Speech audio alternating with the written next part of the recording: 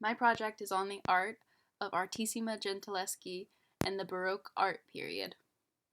The Baroque art period is a period of significant change in society. During this time period, the Protestant Reformation occurred, and the 30 Years' War divided the Protestant Sweden, Denmark, Holland, and the Catholic Austria, Spain, and France.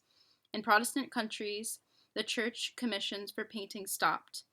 They believed that you could achieve salvation not with donations to the church, but by study of biblical texts. The Catholic Church then responded with the Counter-Reformation, which sought to address accusations of perceived corruption of Catholic imagery and charges of idolatry. The Catholic Church called for a clear and captivating style in visual arts, which reflected a broader interest in these changes. The Catholic Church knew that these images served to educate the illiterate and provide a meditative experience to bring individuals closer to God. Baroque art is preceded by Renaissance and Mannerist art. This time period of art covers a wide geographic and chronological reach, embracing a range of styles. This included natural landscapes, nature, plein air, flower vases, and various facial expressions and gestures. This form of art was concerned with viewers' emotions and senses, capturing the attention with effective style derived from the theater. Artists would engage viewers with various rhetorical strategies, including dramatic lighting, calculated gestures, illusionist perspective, bright colors, sensuality, violence, and often teaching a lesson from the Christian doctrine. The word itself comes from the Portuguese word for an uncultured or misshapen pearl, suggesting something imperfect or bizarre. Heinrich Wulffen identified 5 key characteristics to distinguish the Baroque period from the Renaissance. This includes linear versus painterly, plain versus recession, closed versus open form, multiplicity versus unity, clear versus unclear. Artissima Gentileschi is the daughter of Orazio Gentileschi, famous painter and friend of the painter Caravaggio.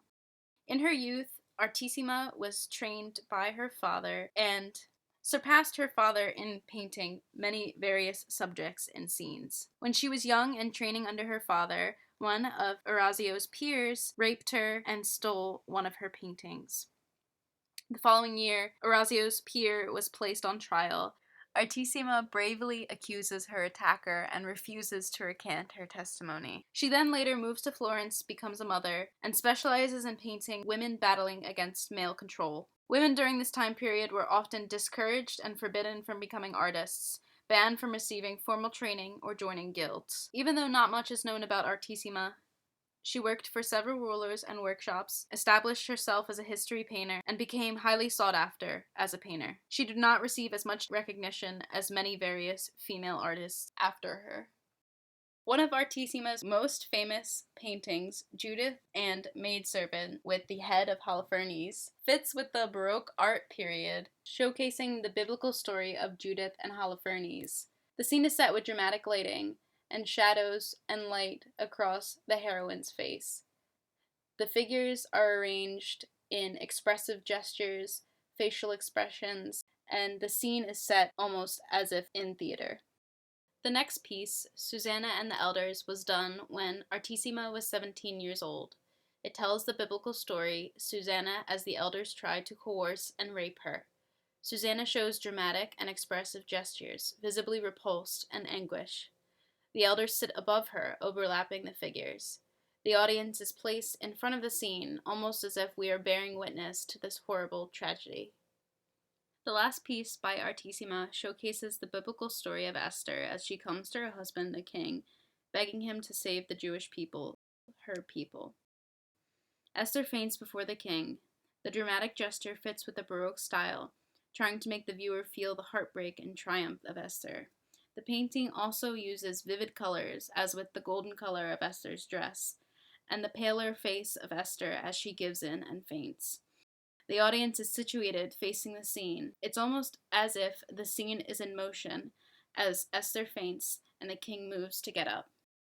A large portion of Artemisia's life has been lost on scholars, so we are uncertain about her fame or successes after the early portions of her life. What I do know, though, is that she has become an icon for female artists and 20th century feminists. Artemisia rose above what was expected of her as a female artist, refusing to do still lifes or portraits, which were typical of female artists at the time, and instead decided to paint historical narratives. It is only now that Artemisia is being recognized for her artistic prowess, deciding not to be a victim of male violence, but a depictor of powerful women. This can be seen in Judy Chicago's Dinner Party, representing various women in history. Artemisia is one of them. The place setting is meant to not only represent her as an artist, but everything she overcame as one.